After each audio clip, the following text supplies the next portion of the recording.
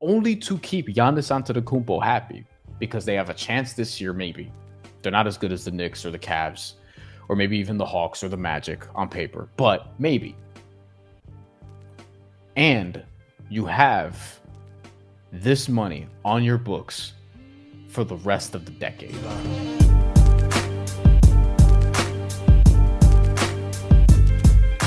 First of all, what was your reaction when you saw that he got released? Just released. We don't even mention the waived and stretch part because, just released. I was surprised. One, because of how fondly Giannis has spoken about Dame. That's why I was surprised that he was just released like that. And then obviously everything else that came afterwards. We know he was going to be gone for like this whole season, but I didn't expect Milwaukee just to like outright just release him like that. And just knowing that they're going to have to eat that money that's left on his deal. I didn't expect that. For Myles Turner. Yeah. Who I like, but bro. Okay, Myles Turner. Here's his contract. No shade to Myles Turner. No shade. Almost an NBA champion despite not playing in that series. Almost an NBA champion. 4 years, $107 million, bro. 4 years, $107 million. And on top of that, they're waiving and stretching Damian Lillard. This has never happened before. Mm-hmm. Where a deal's been waived and stretched for this amount of money.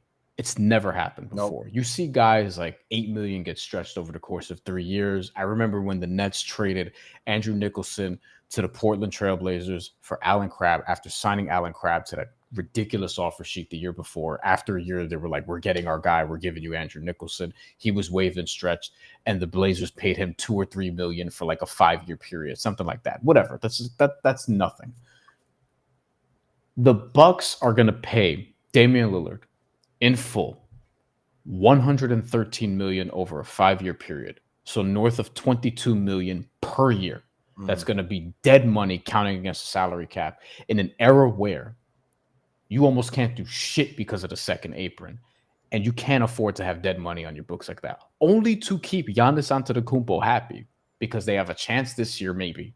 They're not as good as the Knicks or the Cavs or maybe even the Hawks or the Magic on paper, but maybe. And you have this money on your books for the rest of the decade. Myles Turner, again, no shade to Myles Turner, but with the way that they stretched Dame Lillard's money, you said $22 million. Myles Turner's making $24 million. Myles Turner, no shade, and I don't like counting people's bank account. I don't think Myles Turner is a $48, $49 million player in the NBA. I don't think if you're adding both salaries, that's what he would count as. Yeah, I'm not. He's not making that whatever. But if you add Dame and him, essentially, it's 48 to 49 million. And again, that's not the type of player that Myles Turner is. And look at I wonder before we continue. I wonder, do you think Milwaukee spoke to Giannis before making that decision? Because the reports afterwards, the reports that I know they're just random reports. They're just throwing anything against the wall. A lot of people was reporting that Giannis was upset. I think based on people that I spoke to, and these are more so theories than actual reporting. Like I'll occasionally do some actual reporting. This is more theories that people who are plugged in have, and they think this is coordinated by Dame and Giannis and Milwaukee to not make Damian Lillard look like the bad guy. Because, there's some people in your life who just never want to be the bad guy, who are just never comfortable being the guy that people hate. Maybe Damian Lillard's just that. I don't know. But the dead money, we have it here. Damian Lillard is going to count $22.5 million against their books for the next 5 seasons. And look at, this is the key number here. It's not even the 22.5. It's the small number right next to it. If you can see it on the screen, 14.6% against the cap. That's what he's going to count against the salary cap. So you're already working with basically 86% of a salary cap before that. And then it reduces to like 13.6 and 12.4 and 11.8. And then the final year is 11.2. Those are all projections because we don't actually know how much the cap is going to go up from year to year, an exact amount. I sound like such a dork right now, but like trust me, this is crazy. And I don't know what the fuck Milwaukee's doing. I don't even feel like the team is good enough to be doing that. Also, still Knicks fans, what's up? He be in the streams too with Dex and I. Was Hey, good. my brother Ron. Que lo que. I always love a good. Yeah, shout out to Ron and John. Guys, make sure you guys go and follow Still Nick Fans. I'm gonna just hold it up one time. They do a great open panels on Saturdays. They do a great show every Tuesday. Shout out to Ron and John. They've been big family members to me in the Knicks community, and they have been cooking it over there on their channel. So shout out to you guys. I think this is Ron in the chat. Ron, love you, big unk. My fault. Always super supportive too. Do you think Milwaukee's like good? Do you think they're like, they have Giannis, but I mean, look at their roster. Well, if you have Giannis, and you, God, you add Myles Turner, and Myles Turner is not a bad center. He's not a superstar. No, he's not an all-star. He's a very solid. He's going to be better than Brook Lopez. He'll be better than Brook Lopez. And I think with Giannis and with the question marks in the Eastern Conference, anybody can get hot in the postseason. Anybody can get hot. We saw it with Indiana. We like to believe it was with the Knicks in the second round against the Celtics, but anybody can get hot in a 7-game playoff series. And if you're Milwaukee, you just want to get into the postseason with Giannis and let him be superhuman. Move is insane, bro. Turner. Again, I like to believe that the Milwaukee Bucks talked to Giannis before just waiving Dame Lillard. And the last time as well, when we talk about stretches, the Knicks waived Joakim Noah just to eat the last few years and money on his deal. That's one of the more notable ones. Yeah.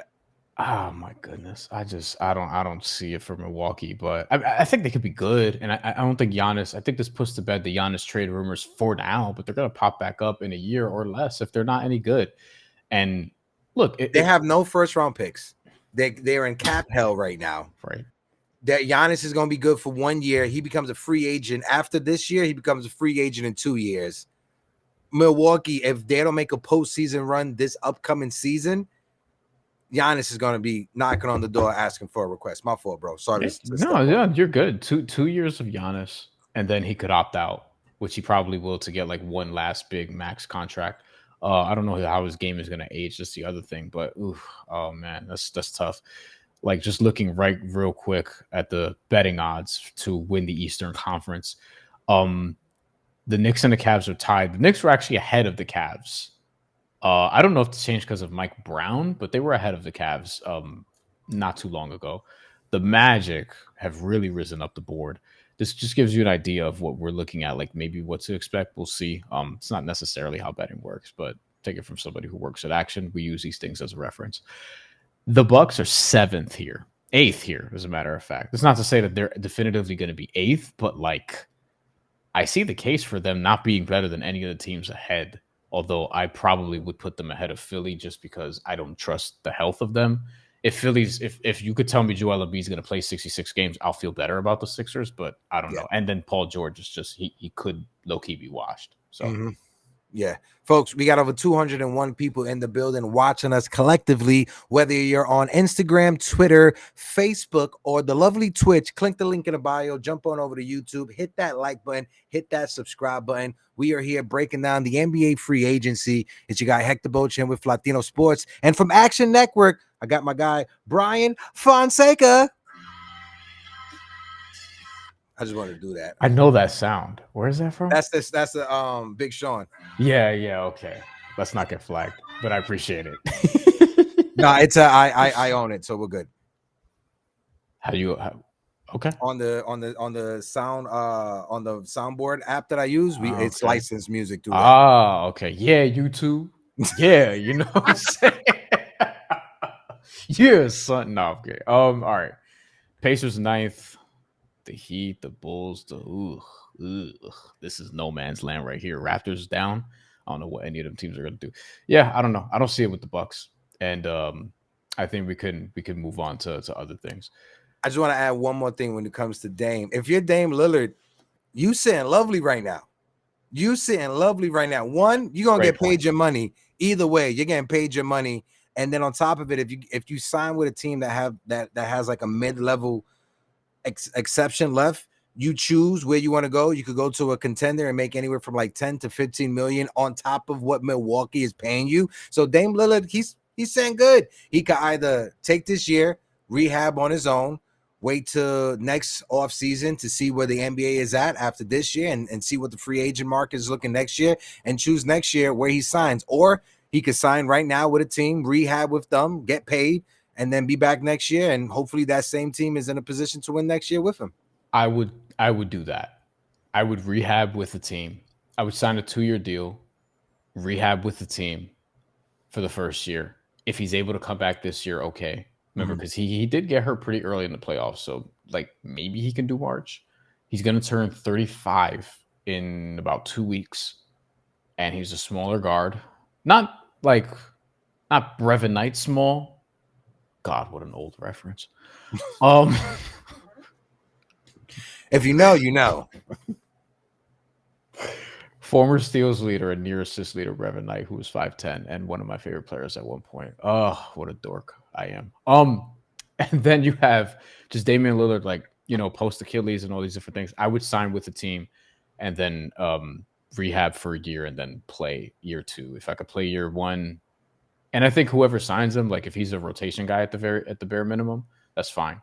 On any number of teams. I think the Celtics checked in, the Lakers reportedly, the Warriors. I can tell you, I know the Heat would be interested. I don't know if the Knicks would. I don't know if the Nets would. They're not really in that position. They don't really need them. The Knicks don't need them because they have Jalen Brunson, Deuce McBride. But with Miami, with the Lakers, with maybe a couple other teams, I could totally see it. He wanted to go to Miami initially, and he wasn't happy in Milwaukee. Do with that what you will. I see the appeal. One, you sign with a team this year, you rehab with them, and you're making 10, 15 million sitting at home or sitting on the bench. But personally, I think if Dame Lillard is smart, you wait till next year. You wait. You would wait. I would wait. One, I'm getting paid already this year.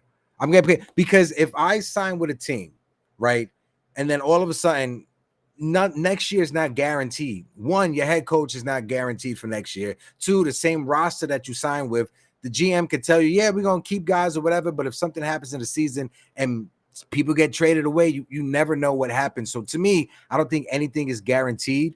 I don't know. I personally will wait till next year just to see. Well, I think a few of the teams interested probably, like, Miami's not firing their coach. Boston's not firing their coach. Golden State's not firing their coach. Although some people in Golden State would be like, like, does Steve Kerr want to do something else, whatever? But I don't think so. With the Lakers, you just don't know. So I think that's a good point as it relates to them and some other teams. Houston's an interesting one. I don't think Udoka's going anywhere. He just signed the extension. They're clearly built for right now and the future. Like, that's an interesting spot for him. Like, there's a few teams that make sense. Yeah, I mean, the Dame situation is going to be fascinating, and I don't know what kind of player he's going to be post Achilles, but he's Damian Lillard, man. He'll have interest. Okay,